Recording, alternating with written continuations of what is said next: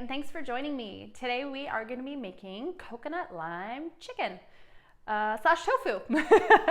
So I'm going to be making this the tofu, but it's going to be cooked exactly the same way if you made it with chicken. This is just an alternate protein option, and it's what I happen to have in the house. So this block of tofu, which is just a firm block of organic tofu, cost me $3, and I think 4 breasts of chicken was like 10 or 12. So that was a no-brainer for me.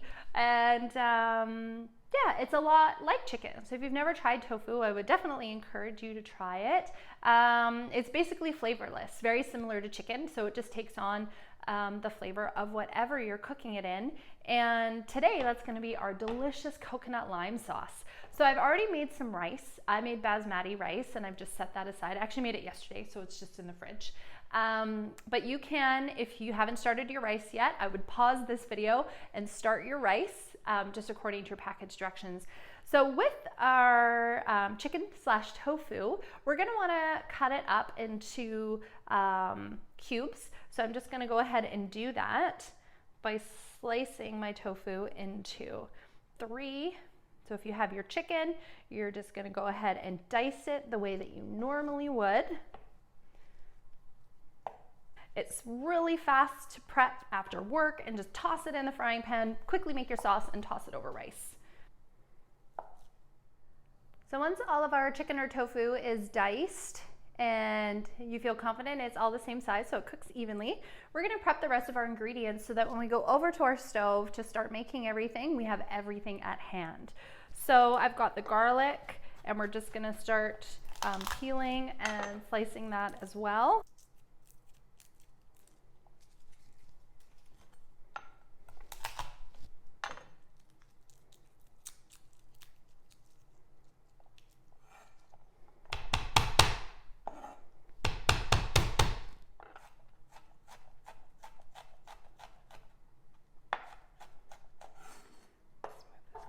And then we have some limes here.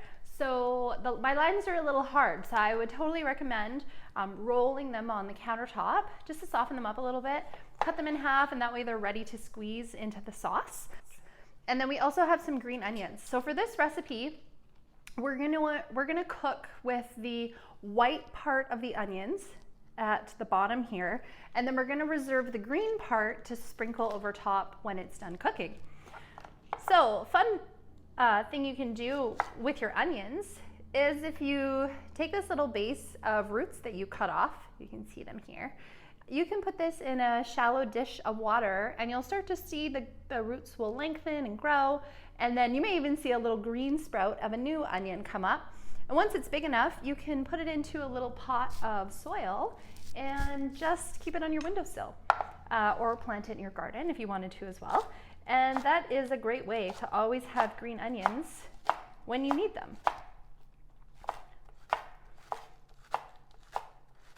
Okay, so I've just cut off all the white part and diced it here, and they're all trying to run away. So I'm gonna set those aside. Kind of the light green part too, we'll include that. And then I'm going to dice the rest of them and keep those separate so that we can add them when we need them. Likewise, I'm gonna grab a little bit of the cilantro bunch that I have here. These guys, it's kind of a handful, and kind of mush them together.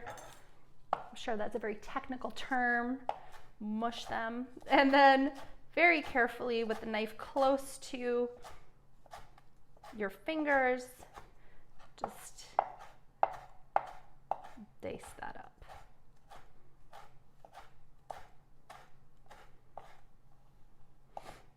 Okay, so I have a bunch of small bowls set out here, and I'm just going to transfer all my ingredients over to my bowls. That way I have them ready to go beside me when I need them. So now we're going to proceed with frying our chicken and making our sauce. So let's start by medium heat under our pan. I've got a pretty wide kind of saucepan here. Okay, I'm going to add my olive oil.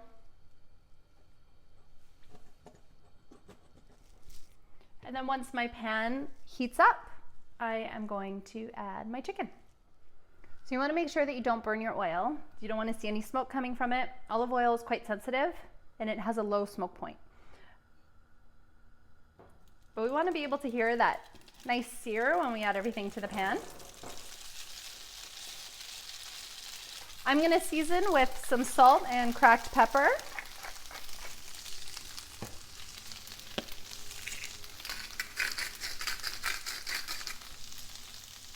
I just turned my heat down there to a medium. So when I'm searing chicken or tofu, I try not to move it around too much. I like it to get brown on the one side and then do a flip over and let it get brown on the other side. So we're not constantly moving it around. The best way to get color on it is just to do one side and then do the other side if you can. But when you're cooking with tofu, you don't have to worry about whether or not it's done. It's actually already considered a cooked product. You could pick it up and eat it raw if you wanted to. So really we are just searing our tofu to warm it through, get some color and some flavor onto it with the olive oil and the salt and pepper. Okay, so I've got a beautiful crisp on my tofu. Yummy, delicious. Hopefully your chicken looks the same. I'm going to turn the heat way down and toss this onto the plate. And by the plate, I mean half on the counter, half on the plate. Whoopsie. My pan is super hot right now. So I'm gonna let it cool down just a touch and then go in with the remnants of my olive oil, which I don't really have a lot left. That's okay, it's a non-stick pan. Okay, so I'm going to fry my garlic. Make sure your pan is not too hot. Mine is way hot. Can you hear that sizzling? I just flicked some water into it. You don't want to burn your garlic. That is worst case scenario. If you burn garlic, throw it out, start again. Yeah, we're good. Okay, going in with the garlic and the whites of my green onions. Instantly smells amazing. Stir that around. Do not let the garlic burn. I know I'm a broken record, but trust me, don't do it. So you just want to fry this for like a quick minute, maybe not even. If you see your garlic starting to turn too brown, stop. Add in some of your liquid. Chicken stock, half a cup is gonna go in.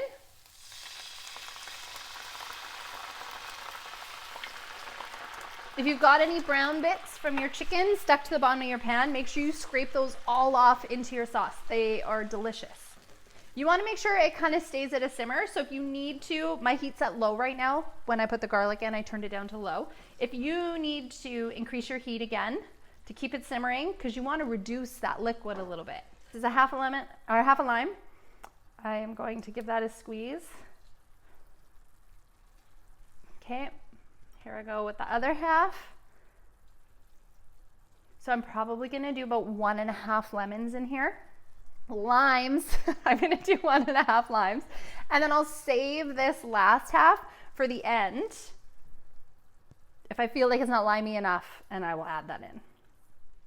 And then we're gonna go in with our honey. So about 2 tablespoons. I'm just gonna eyeball it.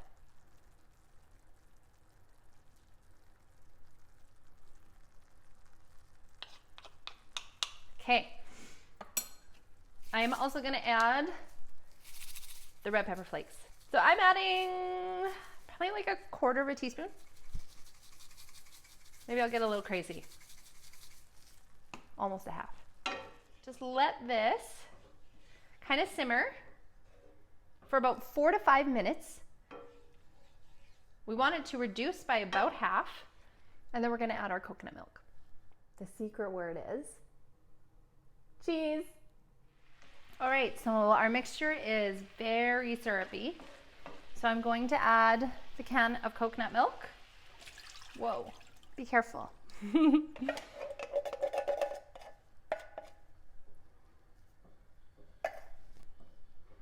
And then stir this all together. So the sauce is gonna be really thin. Don't be freaked out, that's okay. So good already. So you're gonna wanna bring this up to a simmer and let it kind of reduce again and thicken, maybe for about 4 minutes. Then we're gonna add back our chicken or tofu and then let that simmer for another 3 to 4 minutes, and then we'll be done. So our mixture has been simmering for about 4 minutes. I'm gonna go ahead and add back the tofu and let that continue to cook. So you're gonna wanna make sure that if your chicken is still a little pink, that you give it enough time to cook all the way through. And you can dump all the juices in there that were sitting on the plate that came out of the chicken. It's just gonna add to the flavor. So we're gonna simmer this again for another 4 to 5 minutes until your chicken is cooked through. So you're gonna wanna take a piece out, cut it in half, make sure it's white all the way through. So our sauce has been simmering for about 4 to 5 minutes and it's reduced down. So I'm gonna go in and add the green onions. This is the green part of the green onions this time. And our fresh cilantro. And I am going to be serving this over top of rice with some steamed broccoli. You could also just throw the broccoli, or cauliflower would be nice, or green beans right into the pot and cook them that way. You can cook them separately. If you're doing green beans, it would be really nice to saute them with some garlic and some olive oil. That's absolutely delicious. And then your sauce is going to be quite liquidy, and that's okay. The rice will soak it right up. I hope you enjoy.